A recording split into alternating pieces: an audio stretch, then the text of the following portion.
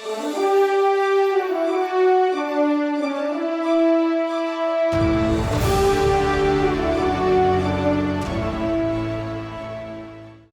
Tamaki continues her story of The Tower. This is part 4 of that story in issue 1050 of Detective Comics. It's really heating up. It's, again, same pace, really great artwork. I think Tamaki's not dropping the ball as of yet. She's just really keeping it going. This issue in particular focuses very strongly on Huntress, draws a lot of correlations between her and Batman. Something about Batman and his team, which is that often, Batman is singled out as the one he's the loner. He's the one who's in a very dark place. He's kind of, in that regard, separated from the rest of his team, who often have a somewhat lighter side to them. Even though most of them themselves still have tragic pasts. What this issue does is highlight the fact that actually Batman brought them in. Before they found Batman, they didn't have the particular direction in front of them that they ended up in, which is to mask up, put a suit on, go out and fight crime.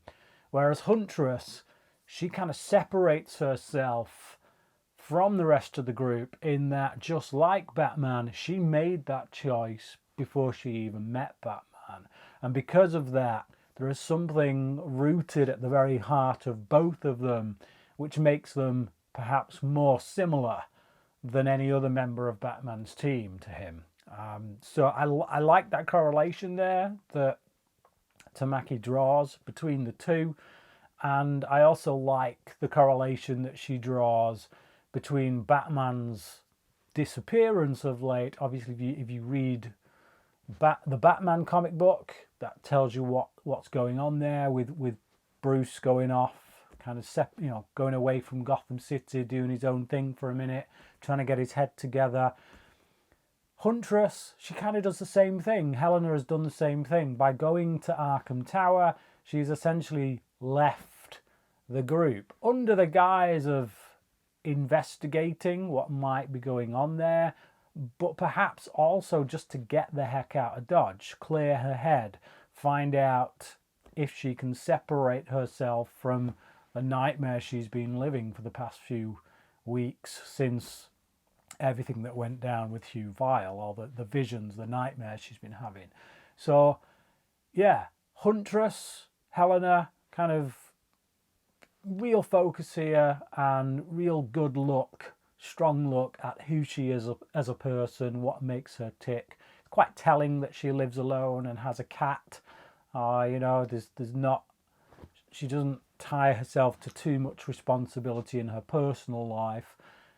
And I think that's very purposeful. A cat is about all she can manage, or is all she's willing to take on. Because of that, it means that Dick Grayson, Nightwing, is probably the best person to acknowledge those similarities. He's the best person to psychoanalyze her in many respects, because nobody knows Batman, nobody knows Bruce in the way that Dick does, being his proper adopted son. So yeah, it's nice to see how Dick looks at Helena in this situation, and how he's the first one to recognize the genuine help that she needs and whatnot. It's just a strengthening of that relationship, I think, the correlations that are drawn and the look through Dick's eyes that we get of her.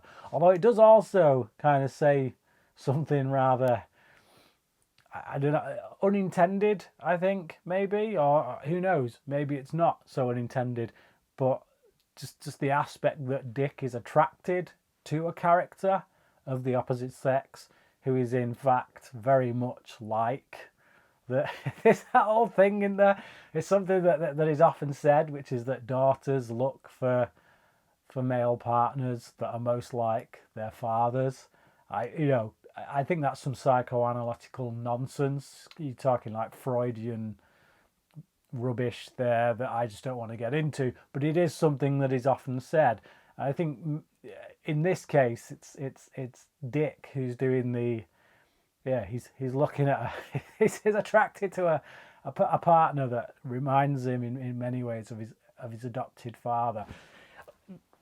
Look into that as much as you want to, or not, as the case may be. But I just thought it was an amusing parallel to kind of come out of the story, which I hadn't really thought about until now. But yeah, it's, again, as I say, it's a gripping story. We get to see, I don't know if it's the mastermind so much as certainly the partner, but we get to see the other main villain who is behind much of what is going on, that explains much of what is going on. In the final page of this part of the tower, we are introduced to the villain that is a villain that has appeared before, but yeah, he is now revealed, and it'll be interesting to see how he's used and just how much he is involved, whether he's a mastermind, whether he's a pawn, whether he's being used by Dr. Ware or what, we shall find out. But yeah, interesting development. This video is brought to you by WoW Comics. Visit wowcomics.com today and order your comic books online and use this code down at the bottom of the screen, WowBry1, when you place your order, and you will get 15% off. I've teamed up with WoW Comics to bring you this video and others like it because they are a company I trust. I buy my comic books from them, so I suggest you do the same. As I say, use the code WowBry1 at wowcomics.com and get 15% off your order. Chapter 4 of House of Gotham sees Scarecrow making an attack on Bruce Wayne's mansion with the kids that he has in his thrall, except for the kid whose story this is. Obviously, you know, if you've been watching my reviews and you've been reading the books, you know this story, House of Gotham, is following this kid who's had a very tragic backstory so far. It's been passed from pillar to post, and now the Scarecrow has seemingly taken him under his wing to some degree. But yeah, they make an attack on Bruce Wayne's mansion. The kid follows Scarecrow there, so he's not brought along. That is actually a question that he raises with Scarecrow at one point as to why he didn't choose him. And Scarecrow gives this answer that it's because he's special. Before gassing him. So yeah, just how special he thinks this child is, given how he treats him, is open to debate. There is an element in this story that it's quite a nice correlation with Tamaki's story. I don't know if it's intentional or it's just happenstance, but it's this idea of taking someone on and having them in some way be a protege, and whether it's their choice or not, or whether it's something that you've instilled upon them. It's a nice little conversation that happens between the boy and Scarecrow, in which the boy suggests becoming his partner, and Scarecrow kind of turns him down, and he gives this little speech about how people are either born killers or they're born victims, and this kid he's a born victim. At least that's the way Scarecrow sees it, which is why he will never work as a sidekick. In the sense that Robin does with, and if you look at, as I say, if you look at Tamaki's story, if you look at all of those characters that Batman is surrounded by who go on to become vigilantes like him, they are people who I guess have chosen not to be victims, who perhaps may have gone on to become killers if their anger wasn't channeled in the right way. And that's something else that Scarecrow alludes to in this, when he says that your anger is a gift from the world. The question is, what is this kid going to do with that anger? Which is kind of the thing throughout this story so far that has been of interest to me. Where is it heading? Where is this kid going? What choices is he going to make, given all the crap that's been thrown at him? So when you put these two stories together side by side, I guess that's the theme that emerges from it, is this idea that it's a question really. How much do we choose with regards to our direction in life, and how much of it is just a state of being, is just who we are in our blood. You know, if you look at Huntress, her becoming a vigilante was a reaction to what was done to her in her life, but it was the choice she made, unhindered by or not impacted by anyone else's decision to do that kind of thing. Whereas you look at the rest of the Bat team, that was because they came into contact with Batman and he helped them channel that rage. Same with this kid. He's at that stage in his life where, you know, choices are going to need to be made and all this stuff is being thrown at him. How much of what happens to him in the end and the choices he makes, how much of them are going to be down to his inner being, just this innate, you know, who he is as a person, and how much of it is going to be based on who or what influences him in his life.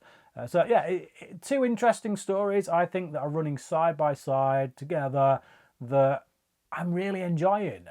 Just the pace on both is really great.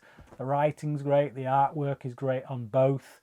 I do ever so slightly prefer the artwork on the Tower. It's more fine lines. I think the artwork on House of Gotham has, how would you describe, chubby lines as opposed to fine, you know, thin penciled lines. That's just a personal preference, but I'm really enjoying the artwork on both. The back end of this issue, we get a snippet, I think it is. It's probably going to be reprinted in the first issue of Batman Superman World's Finest, written by Mark Waid. It's going to be a new ongoing monthly title, and I gotta say, again, thinking about those fine lines drawing, Dan Mora is doing the artwork for it. It's absolutely beautiful. Love it, really do love it.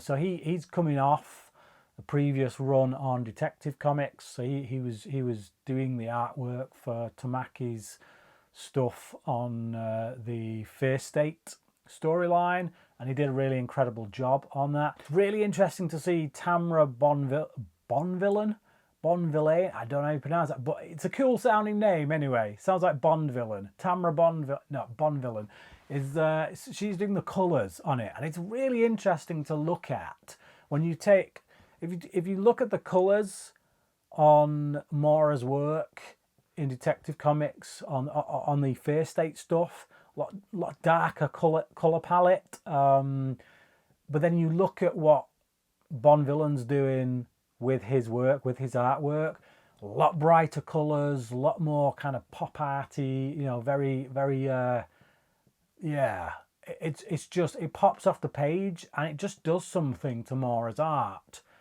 You know, not better, not worse. It's just different, and it just I just putting the two side by side. It just shows you what a colorist brings to the table. It's a very short snippet, but it looks like it's going to be fun. It just looks like it's going to be quite engrossing. Really great teaming up of Batman and Superman. Obviously, there's been many over the years, but this looks like it's going to be one I'm going to want to read. I'm definitely going to want to pick it up. Like I say, it's only a snippet. It's not a full story, but it's enough of a taster to make me want to go and catch that title. The Tower Part 4, I'm going to give, you know what, I'm going to give it a 5. And I think a lot of that is due to the fact that it's just been a build-up of the previous parts being so good, and this being just part of that consistency that I'm just in it now. I'm really in it. I'm really enjoying it. And maybe it isn't better than the previous parts. It's just when you put it next to those parts, and it's just, I just think the consistency right now from Tamaki is really elevating this particular issue. So I'm there. I'm in it. 5 out of 5 from me. Really enjoying it. House of Gotham, 4 out of 5 from me. I just, yeah, again, really enjoying it. I just, what can I say? I'm reluctant to grade the snippet we get from Batman and Superman, because I feel like it's really there just to pull you in, get you to buy the first issue, which I think I'm going to do, to be honest. So in that respect, it's done its job.